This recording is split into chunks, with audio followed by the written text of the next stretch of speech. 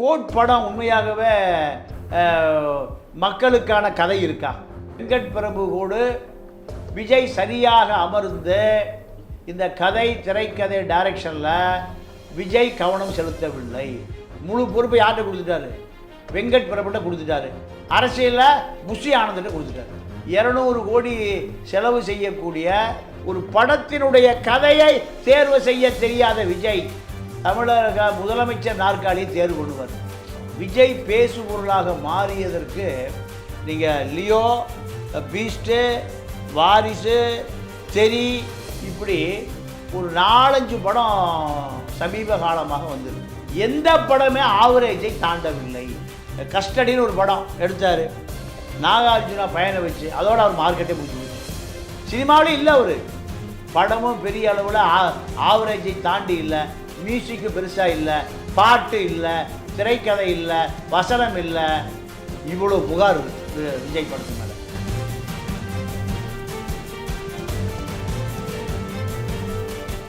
Sir வணக்கம். Sir வணக்கம். விஜயின் கோட் திரைப்படம் வெளியாகியிருக்கு. ரசிகர்கள் மத்தியில் ஒரு மிகப்பெரிய எதிர்பார்ப்புக்கு மத்தியில் ரிலீஸ் ஆன படம். இந்த படம் விஜய் அவர்களுடைய அரசியல் பாதைக்கு கை கொடுக்குமா?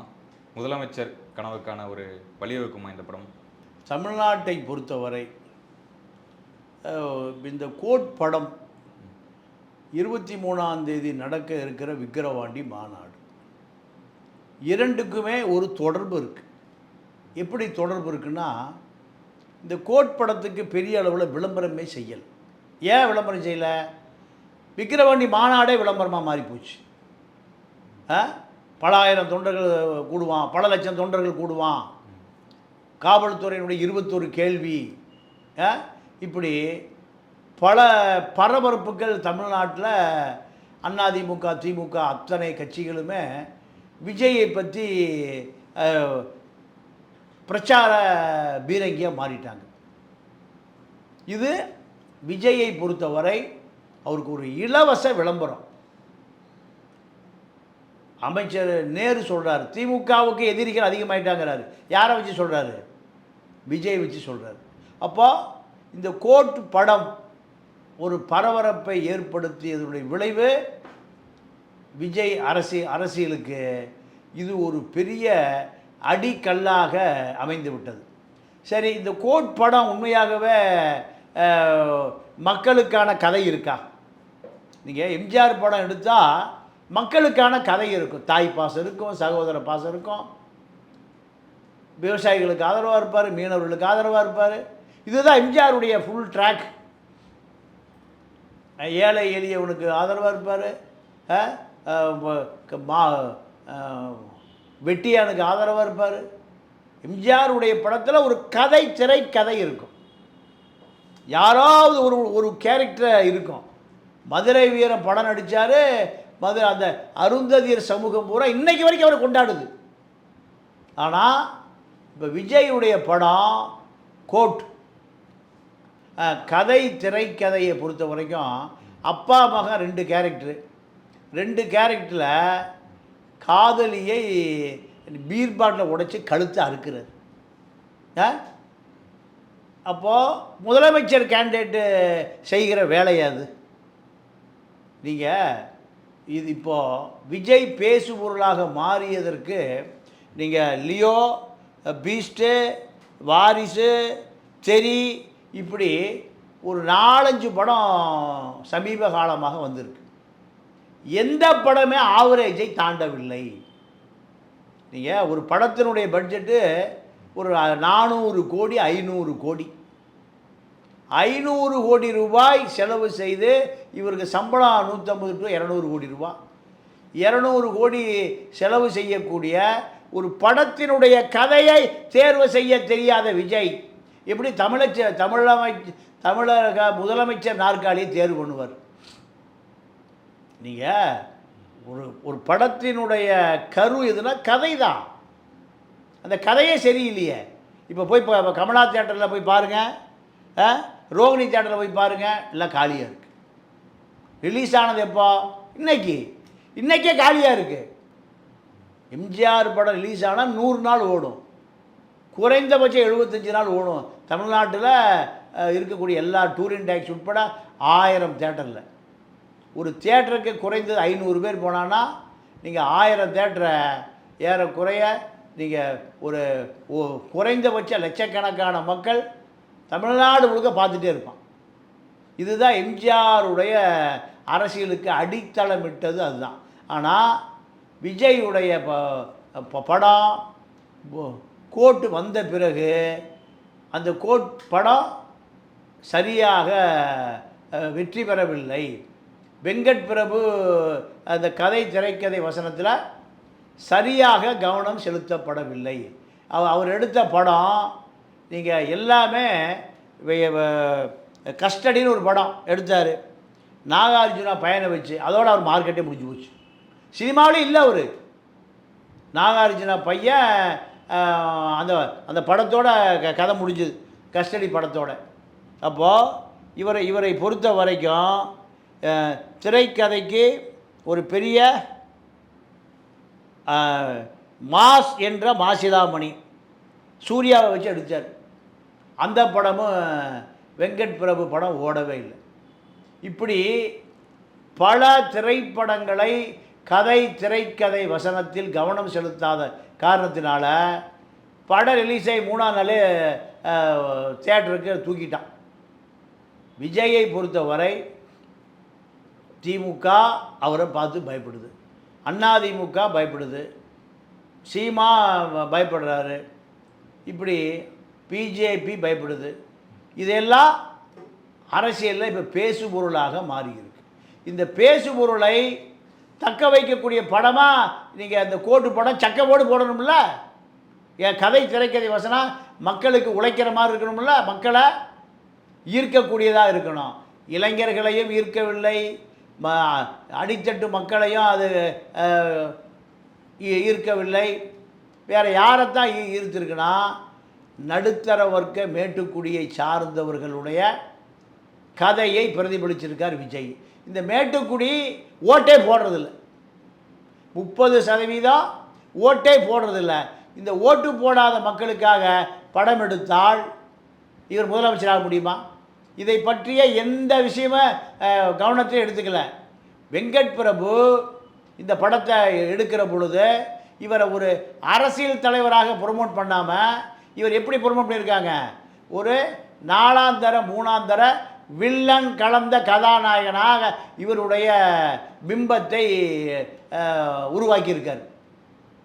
அப்போது முதலமைச்சர் நாற்காலியை நோக்கி நகரக்கூடிய நீங்கள் 10% வாக்கு வங்கினா 8 கோடி பேரில் 80 லட்சம் பேர் வாக்களிக்கக்கூடிய விஜய்க்கு இந்த படத்தை பார்த்தா நீங்கள் என்ன பண்ணுவான்? விஜயுடைய கேரக்டர் அதுதான் கவனத்தில் நிற்கும். எம்ஜிஆரை பார்க்கிற பொழுது எம்ஜிஆர் நடித்த 50 படங்கள்லையும் எம்ஜிஆர் என்ன பண்ணுவார்? ஏழை எளியவனுக்கு உதவுவார், மூதாட்டிக்கு உதவுவார், விவசாயிக்கு உதவுவார், மீனவனுக்கு உதவுவார், கூலி தொழிலாளிக்கு உதவுவார், வண்டி ஓட்டுறவனுக்கு உதவுவார், சைக்கிள் ரிக்ஷா இருக்கிறவனுக்கு உதவுவார். இப்படி பல விஷயங்கள் அந்த படத்தில் இருக்குது. ஆனால் விஜயினுடைய அனைத்து படங்களும் ஒரு கார்ப்பரேட் முதலாளித்துவ மனநிலையை பிரதிபலிக்கக்கூடியது தான் இருந்தது. எது? லியோ, பீஸ்ட்டு, வாரிசு, தெரி, இப்படி பல படங்கள் ஒரு மேட்டுக்குடி ஓட்டு போடாமல் வீட்டில் இருக்காங்கல்ல, அவர்களுடைய கலாச்சாரத்தை பிரதிபலிக்கக்கூடியது தான் இருக்குது. இப்போ இவர் இந்த 23ஆம் தேதி விக்கிரவாண்டியில் நடத்தக்கூடிய மாநாட்டுக்கு இந்த படத்துக்கும் என்ன சம்பந்தம்? மாநாடு நடத்தினால் முதலமைச்சர் வேட்பாளராக அவர் அறிவிக்கப்படுவார். இந்த படம் நீங்கள் கோட்டு படம் மாநாட்டுக்கான விளம்பரமாக இருக்கும். திமுக தரப்பில் இந்த படத்துக்கான கட் அவுட்டரோ தியேட்டர்லேயோ வைக்கக்கூடாது, இந்த படத்தை சம்மந்தமாக எந்த விதமான விளம்பரமும் மக்களிடம் போய் சேர்ந்து விடக்கூடாது என்பதில் திமுக தலைமை சரியாக இருக்குது. நீங்கள் திமுகவினுடைய கட்டுப்பாட்டில் இருக்கக்கூடிய உதயநிதி ரெட் ஜெயண்ட் கட்டுப்பாட்டில் தமிழ்நாட்டில் 1000 தியேட்டர் கட்டுப்பாட்டில் இருக்குது. 1000 தியேட்டர்களும் நீங்கள் காத்து வாங்குது. படம் ரிலீஸ் ஆன அன்றே நீங்கள் எங்கே வந்துருச்சு? எல்லாம் வீடியோக்கெல்லாம் வந்துருச்சு. திருட்டு விசிடியில் ஓடிட்டுருக்கு, வந்துருச்சு எல்லா படத்துலையும். அப்போ இதை கட்டுப்படுத்தக்கூடிய தைரியம் தெம்பும் இல்லை அவருக்கு. நீ இப்போ விஜய் படத்தை பொறுத்தவரை விஜய் படம் வெளியாகிற அன்னைக்கே ஏதோ வெளிநாடுகள் இருந்தோ உள்நாடுகளில் இருந்தோ காப்பி செய்யப்பட்டு நீங்கள் படம்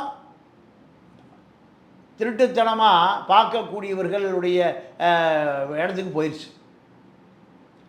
தியேட்ரு ரிலீஸான அன்று கூட்டம் இல்லை சினிமா தியேட்டரில். பார்த்தவர்கள் விமர்சனம், கடுமையான விமர்சனம். அப்போது முதலமைச்சர் நாற்காலியை நோக்கி நகரக்கூடிய விஜய் அவர்கள் விஜயகாந்தை சரியாக காமிக்கலைங்க. ஒரு புகார் இருக்குது. விஜயகாந்த் ரசிகர்கள் பூரா சொல்கிறான். பிரபுதேவாவை சரியாக பயன்படுத்தலை, பிரசாந்தை சரியாக பயன்படுத்தலை. எல்லாமே வெங்கட் பிரபு கூட விஜய் சரியாக அமர்ந்து இந்த கதை திரைக்கதை டைரக்ஷனில் விஜய் கவனம் செலுத்தவில்லை. முழு பொறுப்பை யார்கிட்ட கொடுத்துட்டாரு? வெங்கட் பிரபுட்ட கொடுத்துட்டாரு. அரசியலில் புஷி ஆனந்த்கிட்ட கொடுத்துட்டாரு. புஷி ஆனந்த் ஒரு முன்னாள் அமைச்சர் அல்ல. தமிழக அரசியலை முழுமையாக கட்டுப்படுத்தக்கூடிய ஒரு எந்த பதவியில் அவர் இல்லை. பாண்டிச்சேரியில் 5000 வாக்காளர் இருக்கக்கூடிய அந்த ஒயிட் டவுனில் புஷிங்கிற பகுதியினுடைய சுயேட்சை சட்டமன்ற உறுப்பினர். இதுதான் அவர் வகித்த பதவி. இவர் எப்படி திமுகவையும் அதிமுகவும் பிரமாண்ட கட்சி, மதங்கொண்ட யானைகள், இவர்கள் 2 பேரை எதிர்க்கக்கூடிய வியூகத்தை வகுப்பாரா? மாநாடு நடப்பதற்கு எங்கே திருச்சியில் இடம் தேட ஆரம்பித்து இப்போ விக்கிரவாண்டியில் வந்து நிற்கிது. விக்கிரவாண்டியில் மாநாடு எத்தனை லட்சம் பேர் வருவார்கள்? அந்த மாநாடு வெற்றி பெறுமா? மாநாட்டினுடைய தீர்மானம் என்ன? மாநாட்டினுடைய கொள்கை என்ன? மாநாடு திரும்பி போகிற பொழுது அத்தனை பேர் வாக்காளர்களாக மாறுவார்களா? இதெல்லாம் இருக்கக்கூடிய கேள்வி. அனைத்து கட்சிகளும் விஜயுடைய மாநாட்டை எதிர்பார்த்துட்ருக்கு. மாநாட்டுக்கு முன்பு இந்த கோட்டு படத்தையும் எதிர்பார்க்குது. கோட்டு படம் ஃப்ளாப் ஆகி போச்சு. கோட்டு படம் இப்போ ஓடவே இல்லை. ரிலீஸ் ஆன அன்றே தியேட்டர்களில் கூட்டம் இல்லை. எல்லா பக்கமும் இணையதளத்தில் வந்துருச்சு, பார்த்துட்ருக்காங்க, செய்தி வருது. அப்போது இதையும் தடுக்கலை. படமும் பெரிய அளவில் ஆவரேஜை தாண்டி இல்லை. மியூசிக்கு பெருசாக இல்லை, பாட்டு இல்லை, திரைக்கதை இல்லை, வசனம் இல்லை. இவ்வளோ புகார் இருக்குது விஜய் படத்து மேலே. அப்போது சினிமாவில் கவனம் செலுத்தாத ஒருவர் எப்படி அரசியலில் கவனம் செலுத்துவார்? முதலமைச்சராக நடிக்கக்கூடிய ஒருவர் ஒரு கொலைகாரனாக அந்த படத்தில் வர்றார். அப்பா மகன் 2 கேரக்டரில் ஒரு கொலைகாரனாக படத்தில் சித்தரிக்கப்படுகிறார் என்றால் மக்கள் இதை எப்படி எடுத்துக்கொள்வார்கள்? எம்ஜிஆர் எந்த படத்தில் இது போன்று நடித்தது இல்லையே. தமிழகத்தை கட்டியாண்ட எம்ஜிஆருடைய ஃபார்முலா என்ன? இதை விஜய் தெரிந்து கொள்ள வேண்டும். விஜயை பொறுத்தவரை நீங்கள் ஒரு 20 ஆண்டு கால அரசியலுக்கு தயாராக இருக்கணும். ஆவரேஜ் படத்தை எடுத்து பெரிய வெற்றி படத்தை கொடுக்க முடியாத, சினிமாவில் தன்னுடைய கவனத்தை முழுமையாக செலுத்த முடியாத, ஒரு சரியான இயக்குனரை வைத்து படம் எடுத்து ஒரு பெரிய வெற்றி படத்தை கொடுக்க முடியாத, நல்ல கருத்தை எடுக்க முடியாமல், திரைக்கதை கொடுக்க முடியாமல், தேசிய விருதுக்கு தயாராக இல்லாமல், மாநில விருதுக்கு தயாராக இல்லாமல், ஆஸ்கர் விருதுக்கு தயாராக இல்லாத ஒரு படம். ஆவரேஜை கூட தாண்டி போகலாம் படம். இந்த படத்தின் மூலம் அவர் மக்களுக்கு சொல்லுகிற கருத்து என்ன, கதை என்ன? காதலினுடைய கழுத்தை அரிப்பதான் கதையா? இளைஞர்களுக்கு அவர் சொல்லுகிற புத்திமதியா? ஒரு கடத்தல்காரனாக இருப்பதான் இளைஞர்களுக்கு வழிகாட்டுதலா? இப்போ இந்த கோட் படம் விஜய்க்கு ஒரு மிகப்பெரிய பின்னடைவு. ப்ரொடியூசருக்கு போய் பார்ப்பாங்களா? எப்படி ஒரு பெண்ணை வந்து கண்ணாடி, அதாவது பாட்டிலில் கழுத்தை அறுக்கிற சீனை எப்படி குடும்பம் பார்க்கும்? வன்முறை என்பது எந்த ரூபத்திலையும் மனிதர்கிட்ட போய் சேர்ந்துடக்கூடாது. சட்டம் இருக்குது, ஜனநாயகம் இருக்குது, நீதிமன்றம் இருக்குது, காவல்துறை இருக்குது. விஜய்யுடைய கேரக்டரில் இந்த சட்டம், ஜனநாயகம், நீதிமன்றம், காவல்துறை இதெல்லாம் கணக்கிலேயே எடுக்கலையே. அப்போது சினிமாவில் எப்படி மக்களை பார்க்குறான்னா முதலமைச்சராக பார்க்குறான் விஜய், அரசியல் தலைவராக பார்க்குறான். ஏன்னா அரசியலுக்கு அவர் அறிவிச்சிட்டார். 23ஆம் தேதி மாநாடு, கட்சி கொடி, 26 தேர்தல், 236 தொகுதி, 236 வேட்பாளர். நீங்கள் சினிமாவையும் அரசியலை பொருத்தி பார்க்க வேண்டிய நிலைமைக்கு விஜய் தள்ளப்பட்டு விட்டார். மக்களை விஜய் எப்படி பார்க்குறான்? இது வரைக்கும் சினிமா நடிகனாக பார்த்தான். அஜித்தை பார்க்குற பார்வை வேறு, விஜயை பார்க்குற பார்வை வேறு. ரஜினியை பார்க்குற பார்வை வேறு, விஜயை பார்க்குற பார்வை வேறு. கமலஹாசனை பார்க்குற பார்வை வேறு, விஜயை பார்க்குற. ஏன்னா விஜய் திமுக அதிமுக போட்டியாக களத்தில் இறங்குறாரு. பிரம்மாண்ட மாநாட்டில் 10 லட்சம் பேர் கூடுவார்னு புஷி ஆனந்த் சொல்கிறார். ஆனால் திரைப்படம் ஃப்ளாப், திரைப்படம் பெரிய அளவில் சோபிக்கலை. அப்போ திரைப்படம் பெரிய அளவில் சோபிக்கலைன்னா மாநாடு சோபிக்குமா? மாநாடு சோபிக்கலைன்னா 26 முதலமைச்சர் நாற்காலி பிடிக்க முடியுமா? 5% வாக்கு வாங்கினா 25 வருஷம் ஆகும். 5% வாக்கு 25 இருக்கு. வருஷம் 5% நீங்கள் வாக்கு வங்கி உயர்ந்தால்தான் 25 வருஷம் கழித்து 25% வாக்கு வங்கி வரும். 15 வருஷம் கட்சி ஆரம்பித்து சீமானுக்கு 10% இன்னும் முடிச்சா தாண்டலை. 15 வருஷத்தில் 10% தான். வருடத்திற்கு 1% வந்தால் கூட 5% வந்துருக்கு. வரல சீமானுக்கு. திமுக அதிமுக எதிர்த்து கட்சி ஆரம்பித்த சீமானுடைய 9% தான் இருக்குது. அப்போ 1% கூட முழுமையடையாத சீமானுடைய வாக்கு வங்கியை விஜய் வாக்கு வங்கி என்ன பண்ணணும்? முந்த செய்யணும். சீமானுக்கு அரசியல் பின்னணி இல்லை, சினிமா பின்னணி இல்லை. எல்லாமே விஜயோடு இணைத்து பார்த்தால் சீமா எந்த கட்சியிலிருந்து வரல, சினிமாவிலிருந்து வரல. அவர் தமிழ் தேசிய அடையாளம், பிரபாகரனுடைய அடையாளம். 2009 ஈழப்பிரச்சனை தோற்கடிக்கப்பட்ட பிறகு, புலிகளுடைய துப்பாக்கிகள் மௌனிக்கப்பட்ட பிறகு அவர் அரசியலுக்கு வர்றார். திராவிட இயக்கம் செய்த துரோகத்தை பார்த்தீர்களா? அதிமுக செய்த துரோகம், திமுக செய்த துரோகம். இதை அம்பலப்படுத்துவதா என்னுடைய பிரதான அரசியல். தமிழ் தேசிய அரசியல் பிரபாகரன் சொல்லி நான் களத்தில் இறங்கியிருக்கேன். அப்போது ஈழத்தில் ஈழம் மட்டுமல்ல, இந்தியா மட்டும் உலகம் மட்டுமே பார்க்கக்கூடிய தலைவராக பிரபாகரனை முன்னிறுத்தி தான் அரசியலுக்கு வந்தார். 15 வருஷத்தில் 10% இன்னும் வரல. ஆனால் விஜயினுடைய கொள்கை என்ன, கோட்பாடு என்ன? சினிமா படம் எடுப்பதா, இல்லை அடுத்த படத்தை பூஜை போடுவதா? என்ன கருத்தை சொல்கிறார்? சினிமாவில் மக்களுடைய கவனத்தை ஈர்க்க முடியல, அரசியலில் மக்களை வாக்கு வங்கியை மாற்ற முடியல. அப்போ இவ்வளோ பிரச்சனை இருக்குது. இந்த பிரச்சனைக்கெல்லாம் விஜய் என்ன பதிலை தயாராக வைத்திருக்கிறார்? வாக்காளர் என்பவர்கள் 18 வயதை நிரம்பிய வாக்காளர் இருக்காங்க. மாணவர் மாணவிகள், கல்லூரி மாணவர் மாணவிகள், முதல் வாக்கை செலுத்துகிறவர்கள்.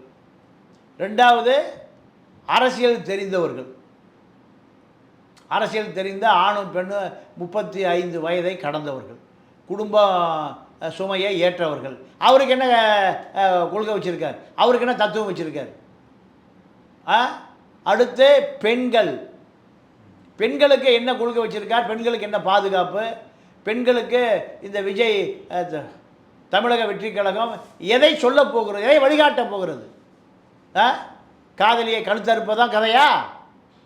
அடுத்து முதியோர்கள், பெற்றோர்கள், அவர்களுக்கு என்ன கருத்தை வச்சுருக்காரு?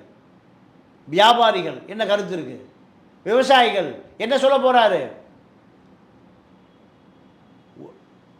கூலி விவசாயிகள், உழுபவர்கள், விவசாய கூலிகள், அவருக்கு என்ன கருத்து வச்சுருக்காரு? மீனவர்கள் என்ன? எதுவுமே இல்லையே. கோட் படத்தில் ஏதாவது கதை இருக்குது, இந்த மக்களுக்கு போய் சேர்ந்துருக்கும். படம் பார்த்து பூரா வாக்கா மாற்றுவானா? படம் குறைந்தபட்சம் ஒரு 1000 தேட்டரில் ஓடிச்சு, 1000 ஓடிடி தளத்தில் வருதுன்னா ஒரு தேட்டருக்கு 500 பேர் பார்த்தா ஏறக்குறைய ஒரு 10 லட்சம் பேர்கிட்ட விஜயனுடைய கருத்து போய் சேர்ந்தா 10 லட்சம் வாக்காக வாக்குப்பட்டிகள் வரணும். அதுதானே கொள்கை. கொள்கை வேறு, திரைப்படம் வேறு, அரசியல் வேறு, மாநாடு வேறு. அப்படியே பிரித்து பார்க்க முடியுமா? எதிர்காலத்தில் வெற்றி பெற்றவர்கள் கருணாநிதி அரசியல், அண்ணா அரசியல், விஜயகாந்த் அரசியல், சீமான் அரசியல், கம்யூனிஸ்ட் அரசியல், பிஜேபி அண்ணாமலை அரசியல், இப்படி பல அரசியல் தளங்கள் இருக்குது. இதையெல்லாம் தாண்டி விஜய்கிட்ட வரணுமா இல்லையா அரசியல்? அதற்கு விஜய் என்ன கருத்தை வச்சுருக்கார்? இந்த தமிழகத்தை ஆண்ட காங்கிரஸ், ஆண்ட திமுக, ஆண்ட அதிமுக, எதிர்க்கட்சியாக இருக்கக்கூடிய காங்கிரஸ், விஜயகாந்த் எதிர்க்கட்சியாக இருந்திருக்காரு. பல அரசியல் தளம், இந்த அரசியல் அத்தனை அரசியல் தளங்களும் விஜயை நோக்கி ஈர்க்கக்கூடிய செய்தி என்ன இருக்குது? பலாப்பழம் எங்கே இருந்தாலும் முக்கியம், இது இயற்கை. மாம்பழம் எங்கே இருந்தாலும் தேனீக்கள் போகும். ஏன்னா ஒரு ஈர்க்கக்கூடிய ஒரு வகையான சுவை இருக்குது, மனம் இருக்குது. விஜயை பொறுத்த வரைக்கும் மக்களுக்கு எதை சொல்ல வருகிறார், எந்த வாக்கை வைத்து அவர்களுக்கு முதலமைச்சர் நாற்காலியை நகர்த்தக்கூடிய கொள்கையை வைத்திருக்கார் என்பது நீங்கள் இந்த கோட் படத்தின் மூலம், இவர் திரைப்படத்தையே சரியாக எடுக்க தெரியாதவர். விஜயினுடைய அரசியலை அனைத்து கட்சிகளும் தங்களுக்கு ஒரு பெரிய பாதிப்பு வரும்னு எதிர்பார்க்குறாங்க. இந்த பாதிப்பை விஜய் ஏற்படுத்துவாரா என்பது திரைப்படம் தாண்டி அரசியலில் ஒரு பேசுபொருளாக மாறியிருக்கு. இந்த பேசுபொருள் என்பது உண்மையாகவே விஜய்க்கு ஒரு பெரிய வரப்பிரசாதம் தான். முதலமைச்சராக இருந்த திமுகவும், அதிமுகவும், பிஜேபியும், காங்கிரஸும் 50 வயதை முடிக்காத 49 வயசு விஜயை பார்த்து நீங்கள் மிரள்கிறது என்றால், திமுக ஆரம்பித்தது 1949, ஏறக்குறைய 51 வருஷம். இது ஒரு 24, 75 வருஷம் ஆச்சு திமுக ஆரம்பிச்சு. 75 வருடங்கள் கடந்த திமுக 49 வயதான விஜயை பார்த்து பயப்படுது. நேரு சொல்கிறாரு, என்ன சொல்கிறாரு? திமுகவுக்கு எதிரிகள் உருவாகி விட்டார்கள். யாரை பார்த்து? விஜய் பார்த்து. 75 வருஷ கட்சி, தமிழ்நாட்டை பல முறை ஆண்ட அண்ணாதுரை, கருணாநிதி, ஸ்டாலின் முதலமைச்சராக இருந்த கட்சி, சினிமாக்கார ஒரு 49 வயசு இளைஞனை பார்த்து என்ன பண்ணுது? எதிரின்னு சொல்லுது. திமுகவில் இருக்கக்கூடிய 1 கோடி தொண்டனுக்கு விஜயா எதிரி? விஜயுடைய அரசியல் அவ்வளவு திராவிட இயக்க அரசியலை விட, நீங்கள் பெரியாருடைய அரசியலை விட அழுத்தமான அரசியலா? இப்படி பல கேள்விகள் இருக்கு. அதிமுக என்ன சொல்லுது? விஜயை கூட்டணி சேர்த்து கொள்ளாமாங்குது. விஜயை கூட்டணி சேர்த்து தான் அதிமுக ஜெயிக்கிற தேவை வந்திருக்கா? எம்ஜிஆரும் ஜெயலலிதாவும் கட்டி காத்த அந்த அரசியல் விஜய்கிட்ட அடமான வைக்க வேண்டிய நிலைமை வந்துருச்சா? கருணாநிதி உயிரோடு இருந்த காலத்தில் ரஜினியோடு கூட்டணி வச்சு ரஜினி ரசிகர்கள் திமுக ஓட்டு கேட்டாங்க. அதன் பிறகு திமுக ஜெயிக்க வேண்டி வந்தது 2006 தேர்தலில். இப்போது திமுக வாக்கு பிரியுமா, அதிமுக வாக்கு பிரியுமா, இல்லை காங்கிரஸ் வாக்கு பிரியுமா, சீமான் வாக்கு பிரியுமா, யாருடைய வாக்கு பிரியுன்னு பெரிய விவாதமே பட்டிமன்றமே நடந்துட்டுருக்கு. இந்த சூழ்நிலையில் விஜய் மக்களை நோக்கி எதை நகர்த்த போகிறார், மக்களை நோக்கி வாக்கு வங்கிக்கு என்ன கொள்கை வைத்திருக்கிறாரு சினிமாவில் பார்த்தா, சினிமாவுக்கு அரசியலுக்கு சம்மந்தமே இல்லை. கோட் படத்தில் எதிர்கால அரசியலை பற்றி எந்த செய்தியும் இல்லை. சரி, ப்ரொடியூசர் வேறு, கல்பாத்தி அகோரம், அவர்கள் பணம் சம்பாதிக்கிறது தான் பணம் எடுக்கிறான். சம்பளம் 150 கோடி ரூபா, அதோடு முடிஞ்சு போச்சு. விஜயுடைய கருத்துக்கள் அங்கே திணிக்க முடியாது, முதலமைச்சர் நாற்காலிக்கை நகர்த்த முடியாது. அப்போது பணம் பண்ணுவது எந்த கதையை எடுத்தாலும் சரி. அப்போ விஜய் வச்சு ஒரு திமுகவே பினாமியாக ஒரு ஆளை வச்சு சமூக விரோதியாக ஒரு படம் எடுத்தால் ஒத்துக்குவாரா? சமூகத்தில் சைக்கோவா ஒரு கதை எடுத்தால், கல்பாத்தி அகோரமே இன்னொரு 500 கோடி ரூபா திமுகவை பினாமியாக கொடுத்தா விஜயுடைய கேரக்டரை டேமேஜ் பண்ணி ஒரு படம் எடுப்பாங்களா? விஜய் ஒத்துக்குவாரா? கால்ஷீட் கொடுப்பாரா? இப்படி ஒரு கேள்வி வருது. இந்த படத்துலேயே அப்பா மகன் ஒரு சைக்கோ கேரக்டர் தான் மகனை காமிக்கிறாங்க. கல்பாத்தி அகோரத்திட்ட திமுக தலைமை இன்னொரு 500 கோடி ரூபா கொடுத்து விஜயை ஒரு சைக்கோ அரசியல்வாதியாக, வெற்றி பெற முடியாத தோற்று போகிற அரசியல்வாதியாக ஒரு திரைக்கதையை கொடுத்து, வெங்கட் பெறப்பட்ட 500 கோடி ரூபாய் பட்ஜெட்டை கொடுத்து எடுக்க சொல்லி, விஜய் அரசியலுக்கு லாய்க்கில்லை, அரசியல் தோற்று போவார் ஒரு திரைக்கதை வசனம் அமைத்து விஜய்க்கு 150 கோடி ரூபாய் சம்பளம் கொடுத்தா நடிப்பார். அதோட விஜய் அரசியலை முடிச்சிடலாம். திமுகவும் தயாராக இருக்குது, தயாரிப்பாளர்களும் தயாராக இருக்கா. விஜய்க்கு தேவை 150 கோடி ரூபாய் சம்பளம். 150 கோடி ரூபாய் சம்பளத்தை திமுக இறைத்தால், ஒரு போலி பினாமி தயாரிப்பாளரை உருவாக்கினால் கண்டிப்பாக விஜய்யுடைய கேரக்டர் முற்றுமுழுதாக படம் முழுக்க சைக்கோ கேரக்டராக உருவாக்கி பல கொள்ளைகள் செய்கிற ஒரு நபராக சித்தரித்தால் விஜயுடைய அரசியலுக்கு முற்றுப்புள்ளி வைத்து விடலாம். இதை திமுக யோசிப்பதற்கும் வாய்ப்பு இருக்குது. இதுதான் இந்த கோட் படத்தினுடைய விஜயினுடைய விக்கிரவாண்டி மாநாடு, அதை ஒட்டி இருக்கக்கூடிய அரசியல் எதிர்காலம் அத்தனையும் கோட்பட ரிலீஸ், விஜயினுடைய விக்கிரவாண்டி மாநாடு இரண்டிலும் ஒரு முடிவுக்கு வந்துவிடும். அதுதான் விஜய் அரசியலை நீங்கள் வளர்த்துமா வீழ்த்துமா என்பதை ரசிகர்களும் மக்களும் முடிவு செய்வார்கள். பொறுத்திருந்து பார்ப்போம். நன்றி, வணக்கம். நன்றி சார்.